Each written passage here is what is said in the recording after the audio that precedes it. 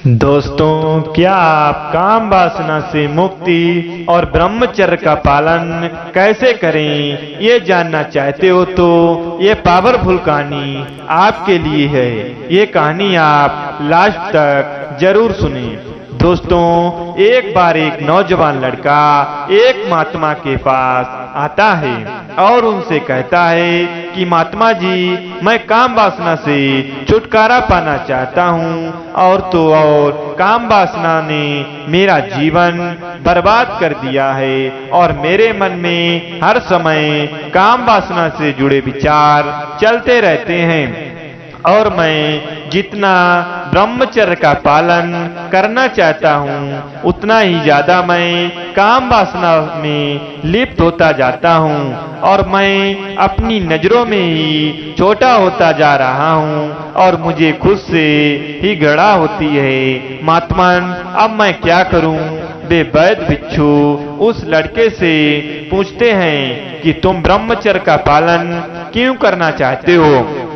फिर वह लड़का बौद्ध भिक्षु से कहता है कि जो एक ब्रह्मचारी कर सकता है वह एक काम वासना में लिप्त हुआ इंसान कभी भी नहीं कर सकता है। और बोला, एक ब्रह्मचारी परमानंद का अनुभव कर सकता है लेकिन एक कामुक व्यक्ति हर समय काम वासना में ही उलझा हुआ रहता है। और ब्रह्मचारी शक्तिशाली एवं सुंदर होते हैं, उनके चेहरे पर हमेशा एक तेज होता है और उनकी तरफ कोई भी आसानी से आकर्षित हो जाता है। लेकिन एक काम वासना में डूबा हुआ इंसान कुरूप और कमजोर होता है, उसकी तरफ कोई भी आकर्षित नहीं होता।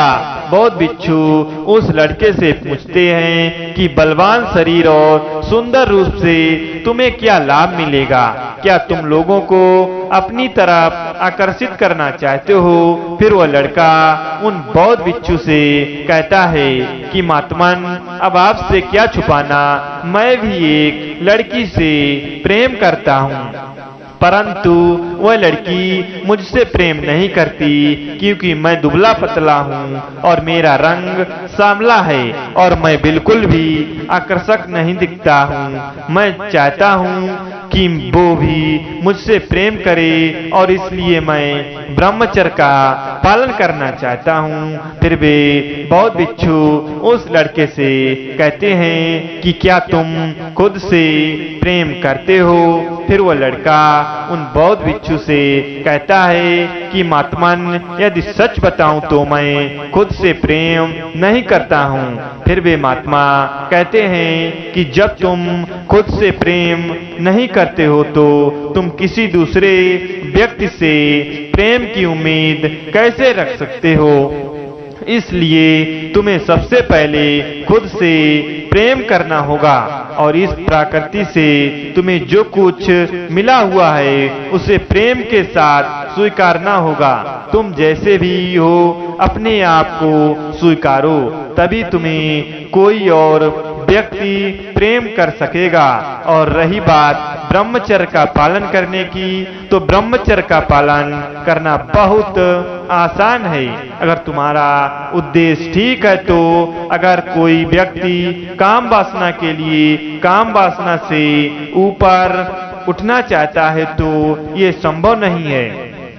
अर्थात तुम अगर किसी लड़की के लिए ब्रह्मचर्य का पालन करना चाहते हो तो तुम कभी भी ब्रह्मचर्य का पालन नहीं कर पाओगे, क्योंकि मनुष्य जिसे प्रेम कहता है उसकी जड़ में ही काम वासना ही छुपी हुई होती है।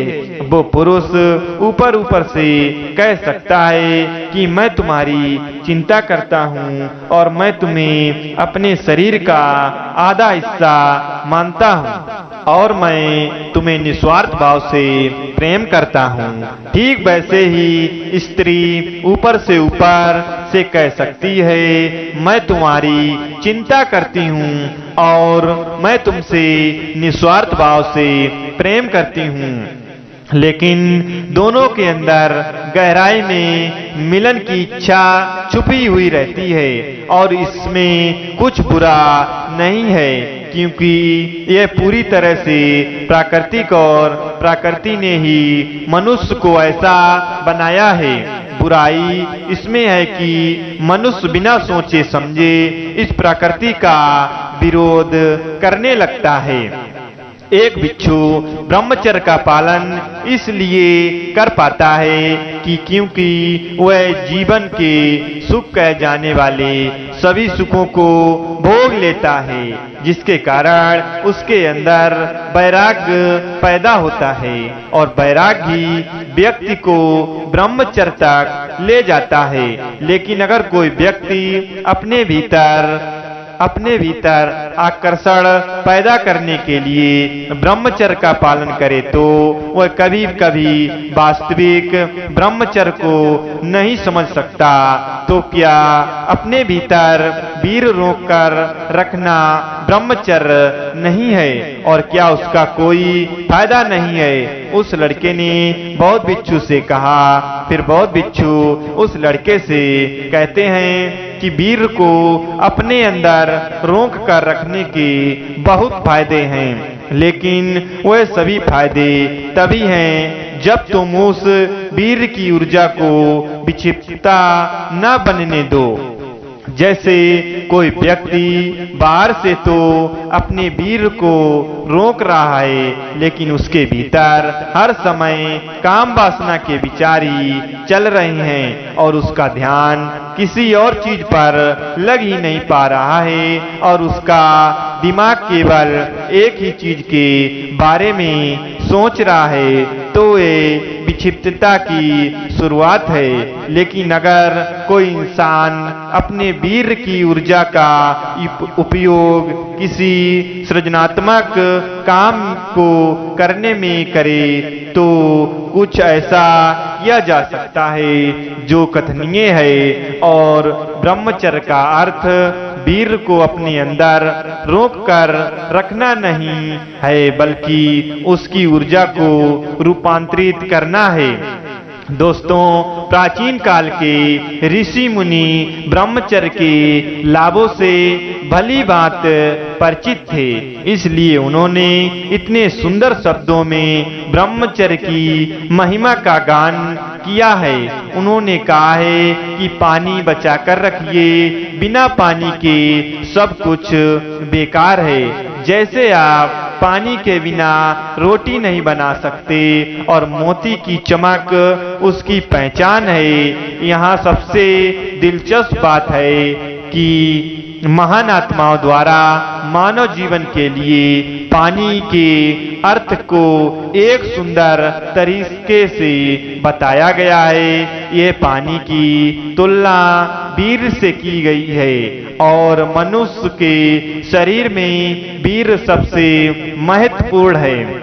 दोस्तों, वीर मानवीय शरीर का सार द्रव्य है। इस प्रकार यदि हम इसकी रक्षा कर लेते हैं और इसे सही जगह पर उपयोग करते हैं तो हम ब्रह्मचर्य को सार्थक कर पाएंगे।